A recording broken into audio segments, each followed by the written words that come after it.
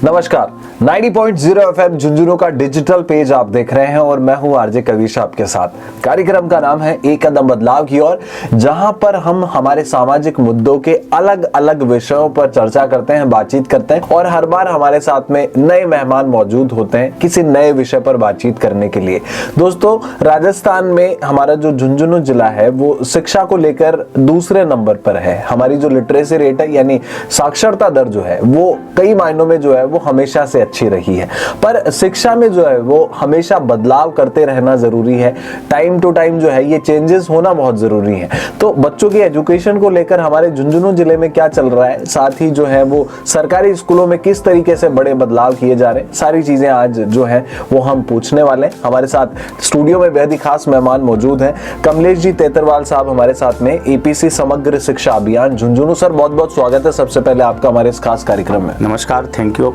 तो सर, आज जैसे कि हम एजुकेशन के बारे में चर्चाएं करने वाले हैं, सबसे पहले मेरा जो सवाल है सर आपसे वो यही है कि हाल ही के कुछ समय में हमने जो है वो महात्मा गांधी सरकारी स्कूलों का एक बहुत बड़ा उदय देखा कि एक नहीं होने से एक बड़ी क्रांति की ओर जो है वो Mahatma Gandhi English medium schools खुली। आप इस सफर में जो है वो शुरुआत से जुड़े हुए हैं, कुछ इसके बारे में बताइए। महात्मा गांधी अंग्रेजी माध्यम स्कूल राजस्थान सरकार का एक बहुत ही सफल नवाचार है जो पूरे देश में प्रसिद्ध हो रहा है। आज से लगभग 4-5 साल पहले राज्य सरकार की तरफ से जब इसकी शुरुआत की गई थी तो प्रत्येक जिला मुख्यालय पर एक एक अंग्रेजी माध्यम राजकीय विद्यालय खोले गए थे और उसकी सफलता को देखते हुए बाद में प्रदेश के प्रत्येक ब्लॉक मुख्यालय पर भी एक एक विद्यालय खोले गए।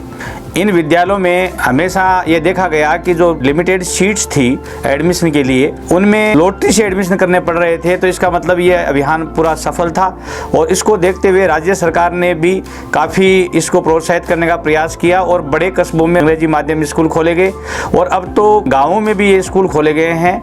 पिछले अगर हम कई दशकों में देखें तो किसी भी राज्य सरकार द्वारा इस तरह का जो नवाचार किया गया और उसको जनता में इतनी बड़ी सफलता मिली है, ये एक इतिहास बना है।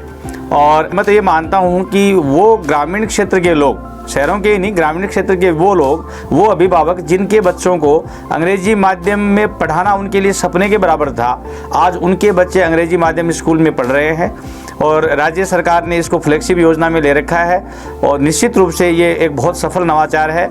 अब भी जैसे कल भी आदेश जारी हुए हैं और भी स्कूल खुलने हैं। इस बजट घोषणा में भी घोषणा की गई है कि नए अंग्रेजी माध्यम स्कूल खोले जाएंगे।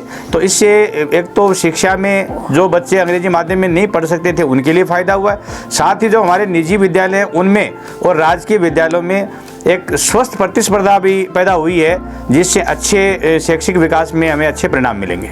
बिल्कुल सर, वहीं पर जो है वो हम बात करते हैं शिक्षा की। ये जो हमारा फील्ड है एजुकेशन का, इसमें बहुत उतार चढ़ाव भी आए हैं। इसमें हमने देखा कि एक 90 का दशक जो था, 80 का दशक जो था, उस वक्त जो है वो प्राइवेट स्कूल्स नहीं हुआ करते थे, तो ऑप्शंस नहीं थे लोगों के पास में। सरकारी स्कूल्स में एनरोलमेंट बहुत सारे हुआ करते थे। उसके बाद में जब ये 2000 और उसके बाद का ज़माना आया तो प्राइवेट स्कूल्स ज़्यादा खुलने लगे और लोगों का रुझान और सोच ये हो गई कि पढ़ाई जो है वो सिर्फ प्राइवेट स्कूल्स में होती है। तो अब ऐसे में ये वापस से ट्रेंड देखा गया है कि अब गवर्नमेंट स्कूल्स की तरफ लोगों का रुख वापस से वही हो रहा है। क्या बदलाव आपने महसूस किए? क्या गवर्नमेंट ने ऐसा डाला या फिर आप लोगों की क्या ऐसी प्रयास रहे जिससे लोगों का विश्वास जो है वो वापस जाग रहा है? देखो, एक ये तो स्थापित तथ्य है कि चिकित्सा और शिक्षा ये दो इतने बड़े क्षेत्र हैं कि इसमें केवल सरकारी संसाधनों के या सरकारी संस्थानों के भरोसे नहीं रहा जा सकता। पुराने ज़माने में जब शिक्षा का प्रचार प्रसार कम था और राजकीय विद्यालय थे वो पर्याप्त थे, लेकिन जब शिक्षा का प्रचार बढ़ा, शिक्षा के महत्व लोगों को समझ में आने लगा, विद्यार्थियों की संख्या बढ़ने लगी, तो निजी विद्यालय भी सामने आए। निश्चित रूप से कोई भी व्यक्ति अगर अपना निजी व्यवसाय करता है तो उसकी प्रबंधकीय व्यवस्थाएं और उसकी प्राथमिकताएं अलग होती हैं और हो सकता है कि कुछ हमारे राजकीय विद्यालयों में हमारी भी कोई सुस्ती रही हो। तो एक दौर ऐसा आया था कि अभिभावकों का रुझान निजी विद्यालयों की तरफ ज़्यादा हो गया था, लेकिन बाद में पिछले मैं ये कह सकता हूँ कि 2 दशकों में इसमें काफ़ी बदलाव आया है। हमारे निजी विद्यालयों ने शिक्षा क्षेत्र में बहुत अच्छा काम किया है, लेकिन राजकीय विद्यालयों ने अब उनकी कंपटीशन में इतना अच्छा काम करना शुरू कर दिया है कि आप अब जाकर के कहीं भी देखोगे तो हमारे जो टीचर्स जिन पे ये आरोप लगता था कि ये पढ़ाते नहीं हैं या स्कूलों में समय पे जाते नहीं हैं, आप कहीं भी जाकर के देख लीजिए, प्रत्येक अध्यापक जो है वो इतनी मेहनत से काम कर रहा है। और इसका परिणाम है कि पिछले 2 साल में तो राजकीय विद्यालयों में नामांकन में बहुत आशा से अधिक वृद्धि हुई है।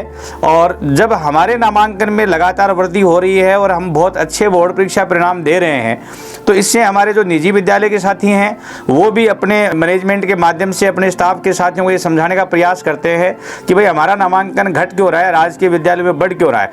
तो उस कंपटीशन में निश्चित रूप से अभिभावकों को और विद्यार्थियों को ये फायदा होता है कि उनको गुणवत्तापूर्ण शिक्षा और अच्छा वातावरण दोनों ही प्रकार के विद्यालय में, चाहे वो राजकीय विद्यालय हो चाहे निजी विद्यालय हो, उनमें मिलता है। और निश्चित रूप से हम सब मिलकर के शैक्षिक विकास में राजस्थान में बहुत अच्छा काम करने का प्रयास कर रहे हैं।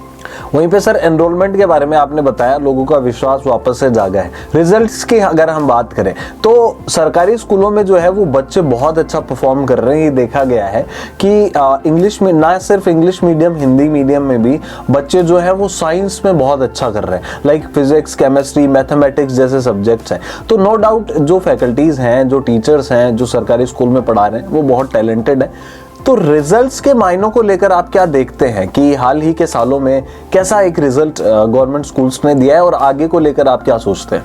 देखिए, मैंने कहा ना कि राजस्थान में झुंझुनू का शिक्षा के क्षेत्र में एक अलग स्थान है। हम नेतृत्व करते हैं राजस्थान का, और निश्चित रूप से यहाँ के अभिभावकों की जागरूकता है वो सबके लिए अनुकरणीय है। पुराने ज़माने में मुझे याद है जब हम पढ़ते थे तो फर्स्ट डिवीज़न से पास होना ही बहुत बड़ी बात होती थी और चर्चा का विषय होता था।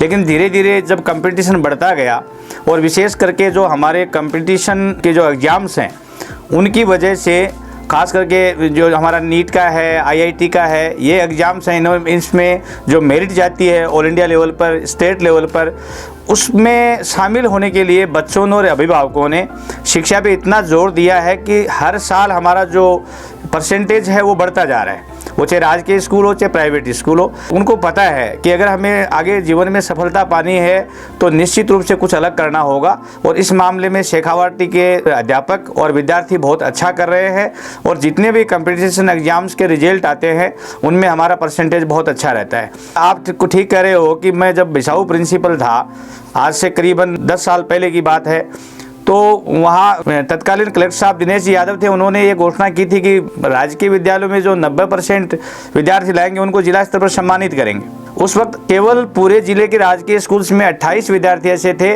जो 90 क्रॉस किए हुए थे, और उसमें हमारे 3 अकेले बिसाऊ के थे। तो बड़ी गर्व की बात थी और हमारा पूरा जुलूस के साथ सम्मान किया गया था। आज मैं आपको बताऊं कि हमारे प्रत्येक ब्लॉक में 28-30 बच्चे जो हैं वो 90 क्रॉस कर रहे हैं राजकीय स्कूल्स में। तो ये निश्चित रूप से हर साल जो अच्छा रिजल्ट आता है उससे उनके जो पीछे वाले बैच के बच्चे हैं वो प्रेरित होकर और अच्छा काम करने का प्रयास करते हैं। और सर जाते जाते एक सवाल मेरा आपसे ये भी है कि जो पेरेंट्स आपको इस वक्त देख रहे हैं, बच्चों के जो सुन रहे हैं, उनको आप क्या संदेश देना चाहेंगे?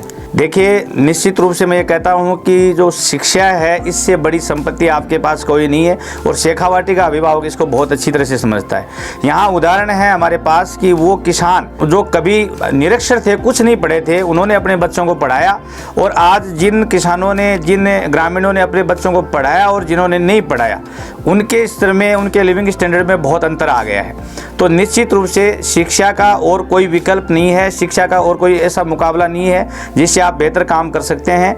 बच्चों को अच्छी शिक्षा दें, घर में अच्छा वातावरण मिले, और निश्चित रूप से हम इंटरनेट के माध्यम से बहुत पढ़ाई करवाते हैं और ज़रूरी भी है। लेकिन आपका बच्चा लैपटॉप पे काम कर रहा है, मोबाइल पे काम कर रहा है, तो आपकी नज़र भी उस पर होनी चाहिए कि उसका वो सदुपयोग कर रहा है। क्योंकि हर चीज़ के 2 पहलू होते हैं। हर आदमी कह देता है कि भाई मोबाइल है, इंटरनेट है, ये बच्चों को बिगाड़ रहे हैं, लेकिन उनको ये भी पता होना चाहिए कि जितनी जानकारी इनके माध्यम से बच्चे ले रहे हैं उसके लिए अन्य कोई विकल्प नहीं है। तो किसी भी चीज़ का सदुपयोग करना है, और बच्चे जो नाबालिग बच्चे हैं वो उसका सदुपयोग करें, इसके लिए अभिभावकों की जिम्मेदारी है कि वो अपने बच्चों पर नज़र रखें। सर साथ ही एक और चीज़ ये भी देखी गई है कि सरकारी स्कूलों में अक्सर जो है वो कमियां ढूंढी जाती हैं या कुछ कमियां होती हैं, वो चाहे बच्चों के जो है वो भौतिक विकास के लिए हो, उनके शैक्षणिक विकास के लिए हो। तो क्या सरकार ऐसी कुछ योजनाएं ला रही हैं जिससे शैक्षणिक और भौतिक विकास पे जो है वो बच्चों की ध्यान दिया जाए? देखो, पिछले कुछ सालों से निश्चित रूप से शिक्षा के लिए अच्छा बजट मिल रहा है और कल और आज भी माननीय मुख्यमंत्री महोदय ने ये कहा है कि चिकित्सा और शिक्षा मेरी प्राथमिकता में है। तो राज्य सरकार निश्चित रूप से शिक्षा के क्षेत्र में अच्छा बजट हमें उपलब्ध करवा रही है। और शेखावाटी तो हमेशा ही शिक्षा के क्षेत्र में इसलिए आगे रही है कि यहाँ के हमारे सेठ साहूकार और भामाशाहों ने शिक्षा के क्षेत्र में बहुत अच्छा काम किया है। हमारे पुराने जितने भी कॉलेज हैं, स्कूल हैं, वो सारे सेठों साहूकारों ने बनवाए थे।